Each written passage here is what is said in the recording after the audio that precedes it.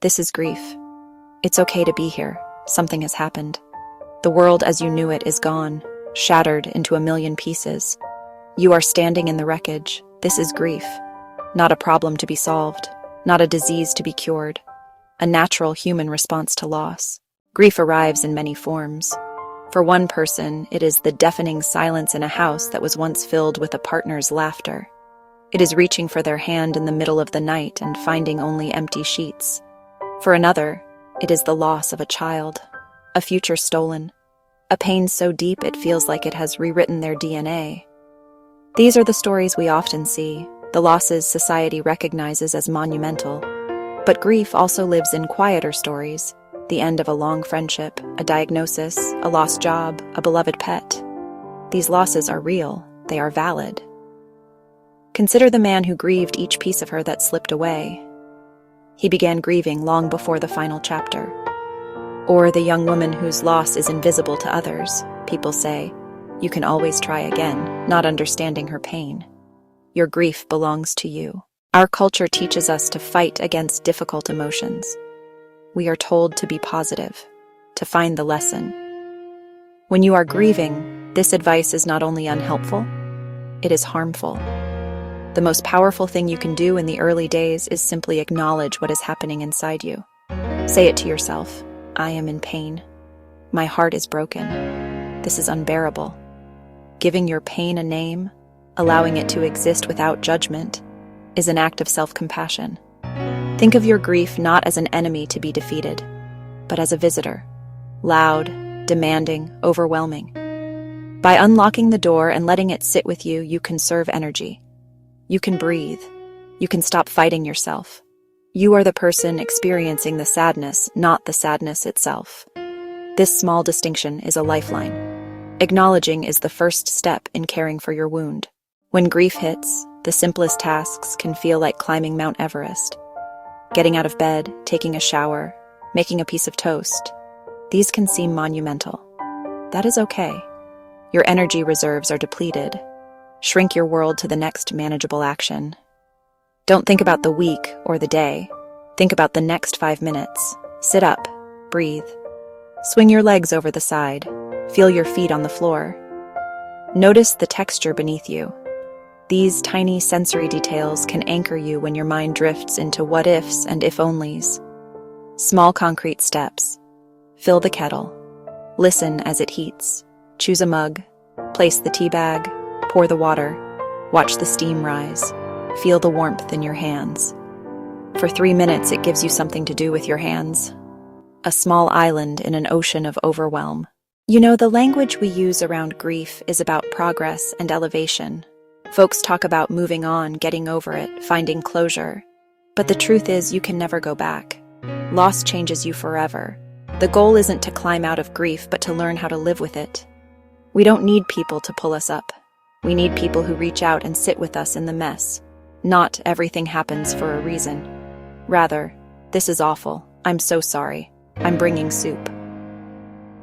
Listen, validate, sit in silence when needed.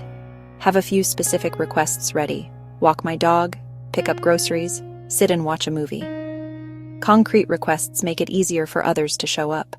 Support can come from a trusted friend, family, therapist, or a group who already gets it. Grief is not just emotional, it is deeply physical. It lives in your body. A heavy weight in the chest, a hollow ache in the stomach, exhaustion like lead. You might not sleep, or you might sleep all the time. Appetite shifts. Headaches and muscle tension are common. Your body is processing trauma. It needs care. Ignoring it deepens exhaustion. Tending to your physical self is not a luxury. If exhausted, rest. Sip broth. Eat small things like crackers or fruit. Movement can help. Gentle, mindful walks. Notice your feet on the ground, the rhythm of your breath. Simple stretches. Reach overhead, twist gently, roll your shoulders. Small movements create release. Breathing is your most accessible tool. Notice inhale and exhale. Make the exhale slightly longer. Offer your body rest, nourishment, gentle movement, and conscious breath. Your body is your partner in this journey. When human words fail and company feels demanding, nature can offer a unique comfort. A tree stands whether you are joyful or heartbroken. A river flows regardless of your sorrow. This steady, non-judgmental presence can soothe your inner turmoil. You don't need grand expeditions. Small doses help. Tend a plant, listen to rain, watch leaves rustle. These acts connect you to life's cycles. Practice mindful observation. What do you see, hear, feel? Bird song, the hum of insects, the crunch of your steps. Bring attention to senses, the warmth of sun, cool breeze, rough bark under your hand. Nature models endurance, bare trees in winter, buds in spring, shoots after fire. They are real examples of renewal. Seeing resilience around you can plant a small seed of hope. In the beginning, memories can feel like landmines. A song, a smell, a phrase can trigger excruciating pain. You may try to push memories away to protect yourself. That is normal. Be gentle with your heart. Over time, the sharp pain may soften into a dull ache. You may hold a memory a bit longer before tears come. Create a ritual. Light a candle on their birthday. Create a memory box containing a ticket stub, a book, a piece of jewelry. A memory box gives you control over when and how you engage with memories. Less random ambush, more conscious choice. Eventually, memories may bring comfort alongside sadness, a smile at a shared joke, warmth at their kindness. This is not a sign you are over your grief. It is a sign you are learning to carry it. The love becomes the legacy. The pain no longer eclipses it entirely. We have been taught to believe healing is a destination where pain disappears. This is a myth. Grief is not something you get over. It is something you learn to carry. The hole will always be there. You cannot unshatter it. But with love and support, you can gather pieces and begin to mend them. The vessel will look different. It will have cracks, and it can still hold life.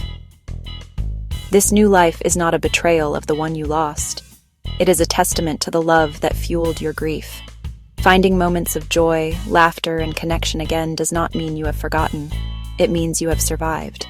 Anniversaries and unexpected triggers will bring the grief back. This is not a setback. It is the rhythm of grief.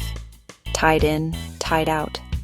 Learn to navigate the waves, not to stop the ocean.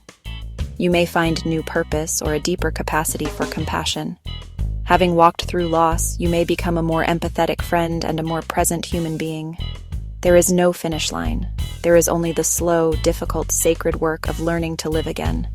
A life beside grief, rich, meaningful, and beautiful. The love you carry is your strength. Be kind to your broken heart.